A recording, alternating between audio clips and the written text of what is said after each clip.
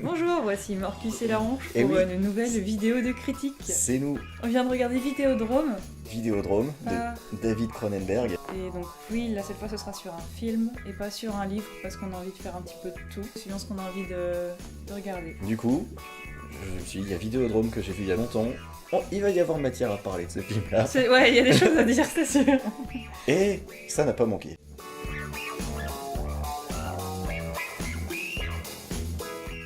Déjà donc un petit résumé clair et concis. Petit résumé clair et concis. On va dire le minimum à savoir, quoi. En gros, donc c'est un monsieur qui s'appelle Max, qui, Oui. qui gère une entreprise, une chaîne en fait TV, Une chaîne porno. qui fait un peu de tout entre l'érotique soft et puis vraiment la violence, l'ultra-violence et les pornos hardcore. En gros, donc c'est Max. Et lui, Au il début. review en fait des cassettes qu'on lui envoie pour voir si oui ou non ça aurait sa place sur sa chaîne. Voilà. Et il commence à saturer un peu, il trouve que ce qu'on lui propose c'est un peu nul, et un jour il tombe sur une transmission pirate d'une émission qui s'appelle Vidéodrome, qui est hyper hardcore, Réaliste.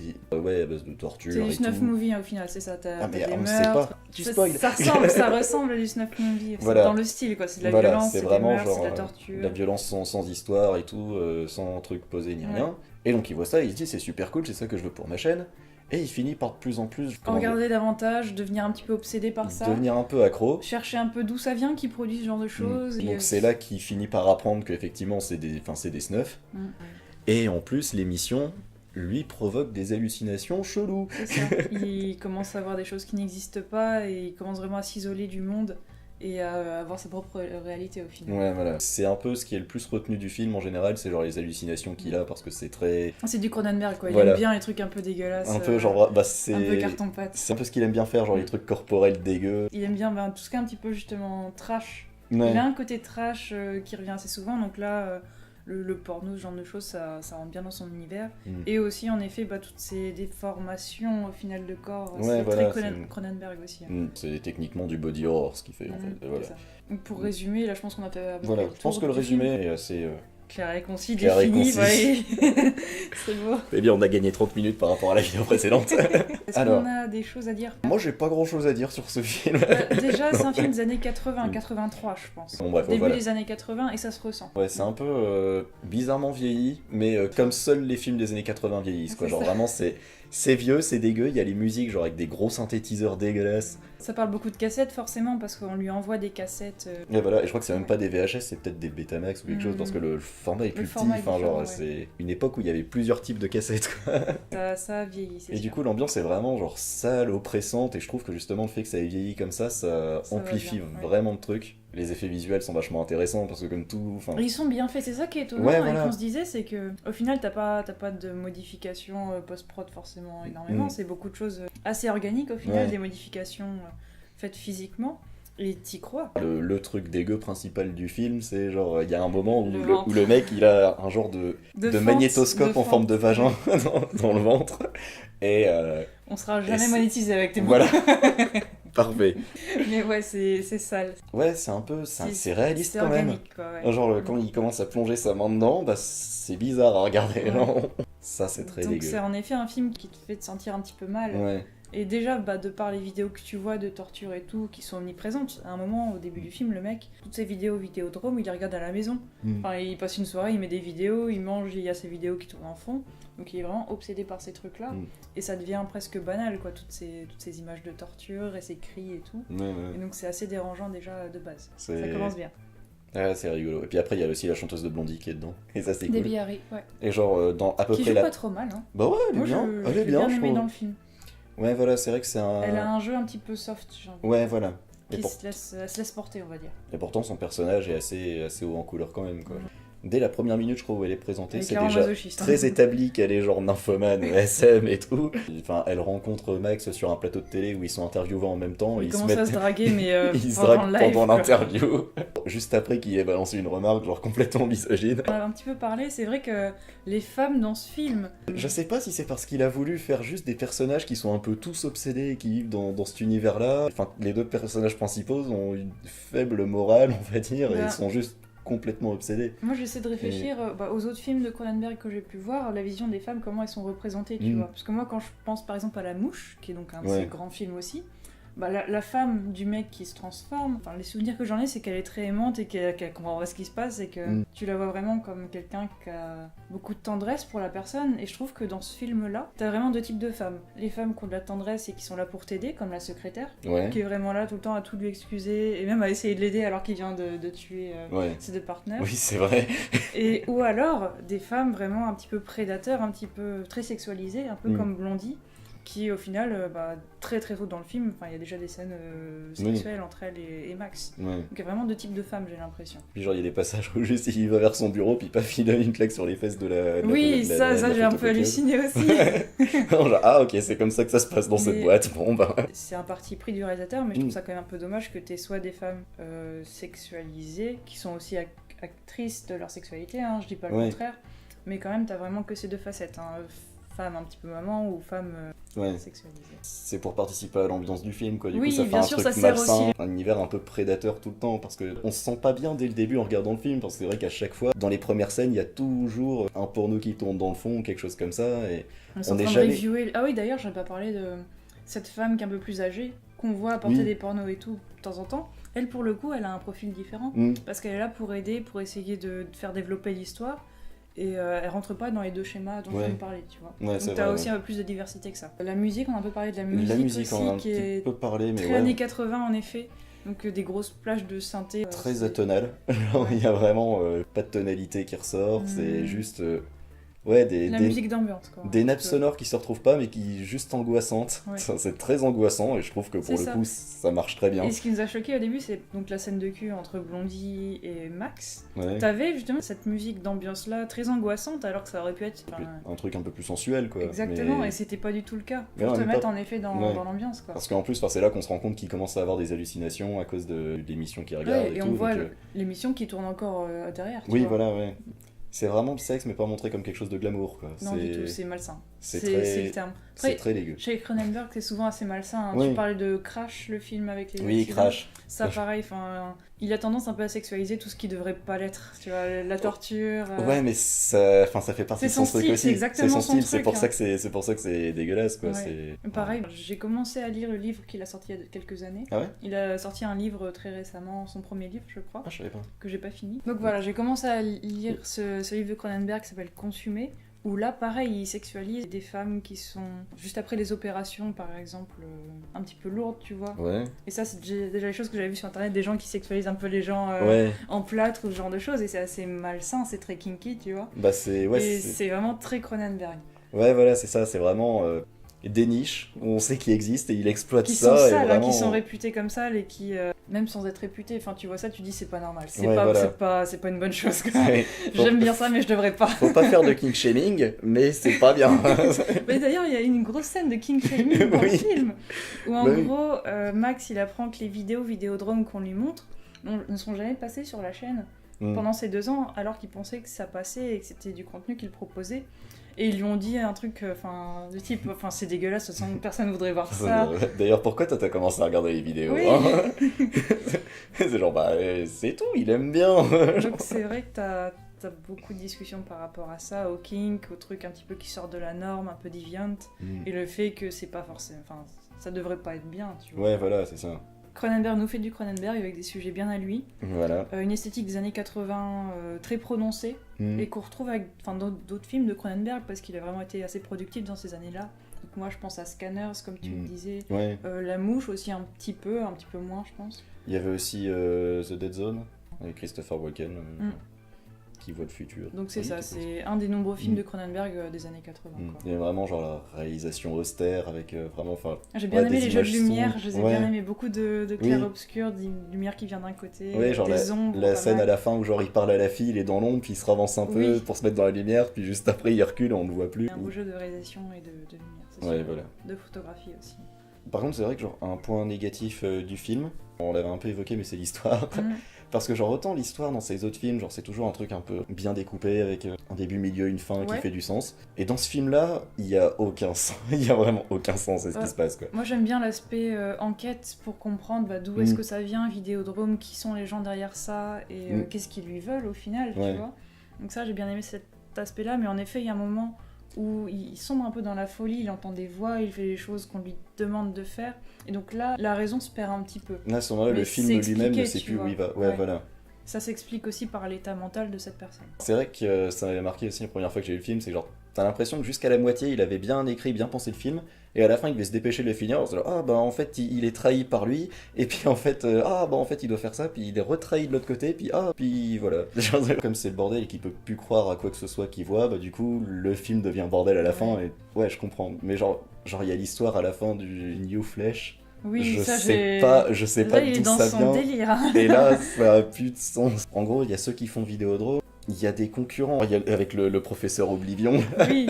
Oh, j'ai beaucoup aimé le professeur Oblivion, bah déjà son nom. Et puis cette histoire de son église, tu vois, qui donne des télés aux gens qui n'en ont pas. Ouais, voilà, c'est intéressant, la puissance et la place centrale qui est donnée à la télévision dans ce film. Ça dénonce, je crois. C'est subtil, hein, mais... Non, mais c'est... ce que tu disais, moi je trouve ça génial, le truc genre armée du salut ou soupe populaire, sauf qu'il y a des télés pour les sans-abri. C'était rigolo.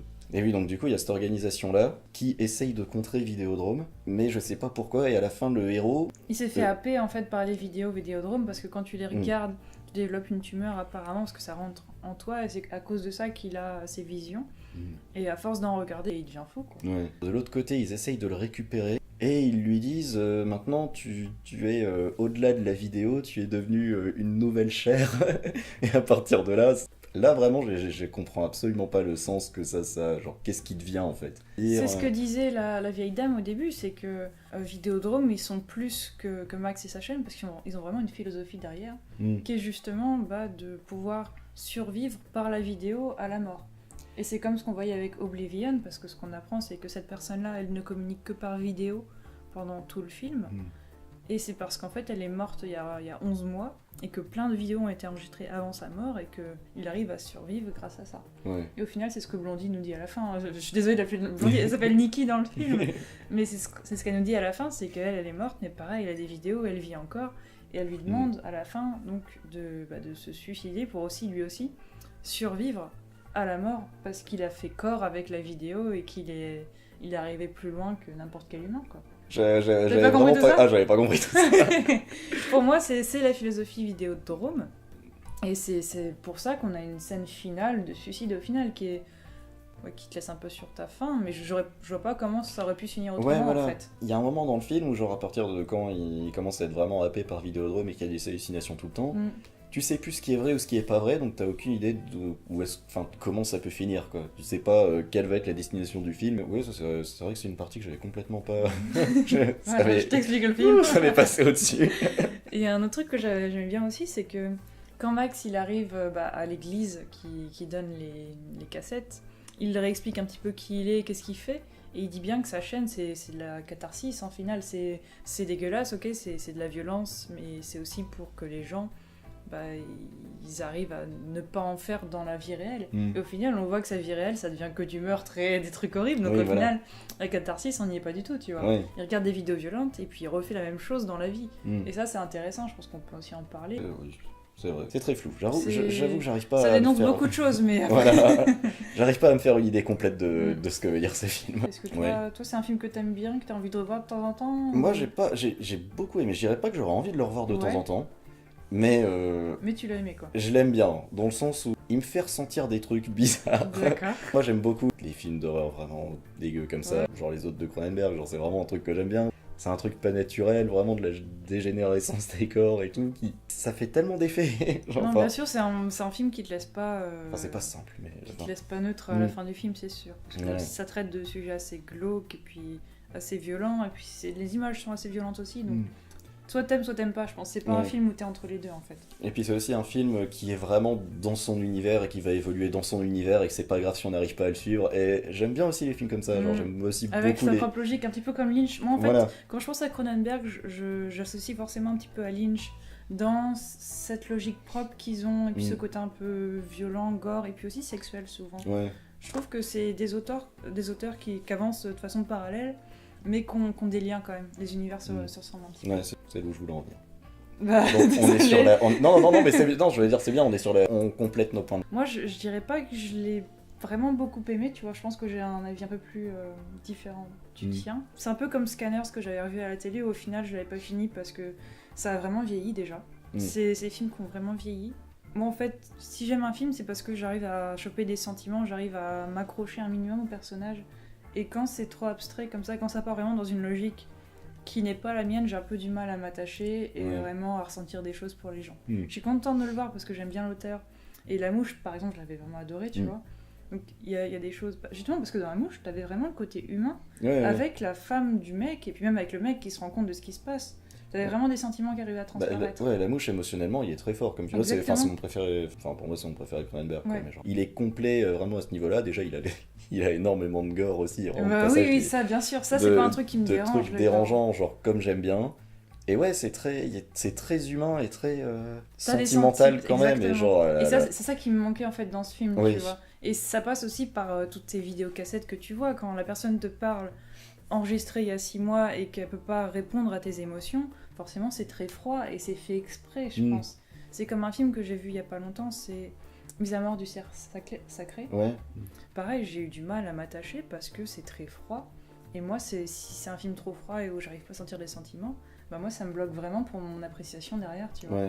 Donc c'est un peu ce qui m'a manqué dans ce film-là. Oui, genre Mise à mort du cerf sacré, j'en ai juste entendu parler du Fossoyeur, parce que même lui, il a dit que c'était un film de poseur. Mais genre Fossoyeur, il aime bien genre aussi des films un peu genre contemplatifs, genre des films que beaucoup de gens diraient que c'est un peu de la branlette. Et lui, il a dit non, Mise à mort du cerf sacré, c'est trop, c'est vraiment... Donc au final, moi je pense pas que je le conseillerais. Tu vois, c'est bien de le voir pour ta culture générale, mais je dis pas que c'est une partie de plaisir forcément, c'est pas son meilleur. Enfin si t'es vraiment un fan ou si tu veux vraiment voir tous les films de Cronenberg, bah tu vas forcément passer par ce film, mais sinon il y en a des mieux, quoi. Il y en a clairement des mieux. Moi je trouve qu'en termes de genre divertissement visuel, moi je l'aime bien, donc je pense que je le recommanderais, mais après... Voilà, c'est un peu chiant quand même, genre il y a des longueurs pour un film d'1h30. Genre, le jeu d'acteur, t'en as pensé quoi? C'était... Je me suis pas dit à un moment c'est génial, tu vois. Bah non, mais il y avait des réactions assez humaines, genre à des moments quand t'as le principal qui gueule sur son pote, et puis que finalement ils s'engueulent plus après, ils disent oh, je suis désolé, ah ouais non je suis désolé, j'aurais pas dû t'engueuler, tiens tu veux prendre un café? Ah non c'est vrai, tu dois rentrer chez toi. C'est un peu scénario, tu vois, c'est pas... Ça j'ai bien aimé ce passage aussi, mais c'est bien pas joué, du jeu d'acteur. Ouais mais c'est... Enfin, mais ils le font bien quand même. Justement, ça fait très naturel quoi, ça fait très naturel, très humain. Je trouve qu'il était bien joué. Il était bien, je me suis pas dit à un moment il joue mal, non c'est pas le cas, mais je me suis pas non plus dit c'était pas du jeu extravagant quoi. Voilà. Il était jamais genre oh mon dieu qu'est-ce qui se passe, mais genre il avait des réactions de base parce que quand t'es tout seul tu vas pas faire...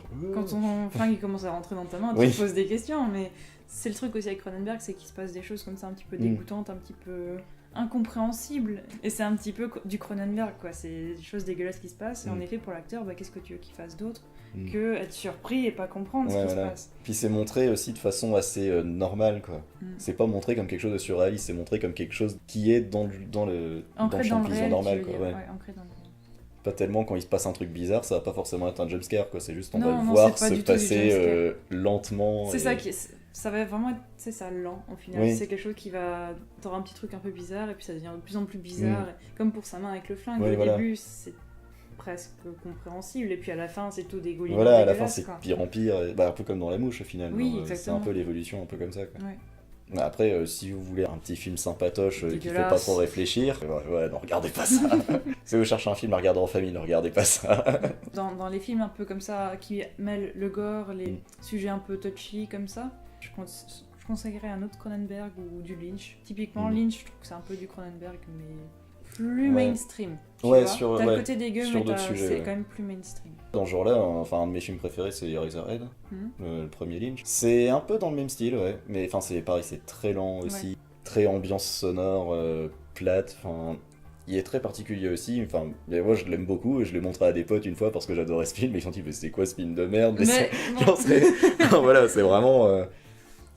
Moi justement je l'aime bien parce qu'il est lent, parce qu'il est dur à comprendre, il y a des trucs très bizarres et qui s'expliquent pas, mais moi c'est des trucs que j'aime bien, ça me fait un peu réfléchir aussi, ça fait un peu comme un puzzle quoi, qu'il faut refaire soi-même. Au final je trouve que dans le même genre, niveau rapport aux médias, il y a Existence qui complète bien, et qui je pense est plus intéressant niveau divertissement. Je trouve peut-être qu'Existence il est plus montrable facilement. Ouais voilà. Donc toi, tu conseillerais quand même ou pas? Ça dépend. Je conseillerais ça quand même dépend. par curiosité. D'accord. Genre, si vous êtes curieux d'un film un peu dégueu et avec un scénario, avec un scénario très what the fuck, oui. Clairement, oui, ça va vous plaire. Sinon, sinon, non. Et je pense qu'il a fait plus intéressant aussi. Je pense exactement qu'il a fait mieux. Ouais. C'est ça.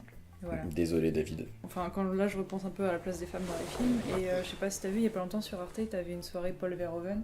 Ouais. Et il y avait Showgirls, je sais pas si tu l'as déjà vu. Ah non, mais je sais pas, enfin, il il est est super tellement mal sexuel. reçu. Il est super mal reçu en plus comme film apparemment. Donc Moi, je j'ai sais bien pas. aimé. Toi, t'as bien aimé? Il est très clivant, je pense qu'en effet, soit tu aimes pas, mais il est haut en couleur, un petit peu dégueu, assez vulgaire, tu vois. Et moi, j'ai bien aimé, franchement. Ce serait sympa qu'on le voie et qu'on fasse une review. Je crois que j'ai jamais vu de film de Verhoeven non plus. J'ai dû voir des bouts de Total Recall et j'ai jamais vu Total Recall, Non, mais genre clairement mais c'est un film que j'aimerais bien voir. en Oui, fait. je sais, je l'ai pas regardé. Là, pour le coup, Paul Verhoeven, je trouve qu'il met très régulièrement des femmes fortes en tête d'affiche. Il y avait Showgirl, et puis il y a Elle, il y a pas longtemps, avec Isabelle Huppert. Et il le fait régulièrement, tu vois.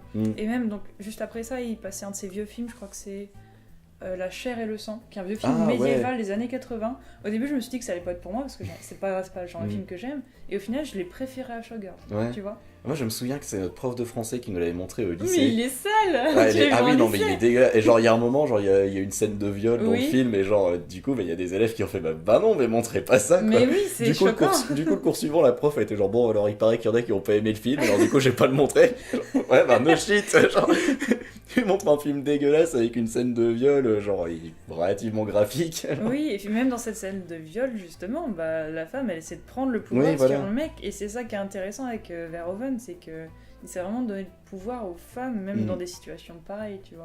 Puis le côté trash aussi, il aime bien ça aussi, Verhoeven. Ouais, c'est vrai. Bah, rien que Total Recall, il est un peu dégueu, je me souviens. Oui, t'as des effets un peu dégueux, en effet. Ouais. Mais c'est un bon réalisateur, ça pourrait bien faire un de ses films la prochaine fois. On fera ça. Ou on fera des animateurs. Réanimateur. Oh, parce qu'en vrai, il a l'air rigolo aussi. C'est un bon nanar. Franchement, il y a des chats qui volent, il y a des têtes qui parlent, c'est juste génial. Ah, genre, je me suis renseigné le moins possible sur le film. Très bien. Du coup, j'ai très envie de le voir. Je sens que ça j'ai hâte de faire la vidéo, franchement. Ce sera peut-être la prochaine ou une prochaine. Ouais. On ne sait pas. On va conclure. Donc, C'était un film. C'était un film. On l'a mis film sur 20. Voilà, chacun. C'était pas mal, mais il manquait quelque chose. On peut résumer ça comme ça. Voilà, c'est ça, ouais. C'était pas le meilleur film de Cronenberg non plus, ça on est d'accord. Ouais, il a quand même une thématique très intéressante. Thématique intéressante. Des effets très intéressants. Ouais, effets visuels sympas. Des effets visuels très intéressants. Et il est court. Bah, pour moi, c'est un film d'1h30, pour moi, c'est un point positif. C'est particulièrement positif parce que aujourd'hui, on fait de plus en plus de films de 2h30 ou 3h, trucs comme ça, alors qu'on peut très bien dire ce qu'on a à dire en 1h30. Et quand il y en a qui le font, bah, ça me fait plaisir. Et puis les sujets évoqués étaient intéressants, la place de la vidéo, tout ça, parce que c'était dans les années 80. Imagine ce film avec internet et tout, je suis sûre qu'il y a des choses à dire, tu vois, beaucoup plus actuelles. Un film dans le même genre, mais sur internet, ce serait intéressant. Voilà, donc c'est tout pour cette vidéo. C'est tout pour aujourd'hui. Merci d'avoir regardé. J'espère que ça vous a pris moins de 20 minutes. Voilà. On espère qu'on vous a donné envie de voir ou pas ce film. Au moins, j'espère que vous avez une vision plus claire de ce que le film peut vous apporter si vous choisissez de le voir. Donc là, dans les quelques films qu'on a cités, réalisateurs, s'il y a des films que vous voulez vraiment qu'on voit et qu'on fasse une vidéo dessus, s'il y a des choses qui vous intéressent plus que d'autres, ou des livres peut-être. Peut-être Cronenberg, si j'arrive à le finir et si je te le passe, pourquoi pas faire une review dessus. C'est vrai. Donc merci à vous. Merci à vous. Et à très bientôt.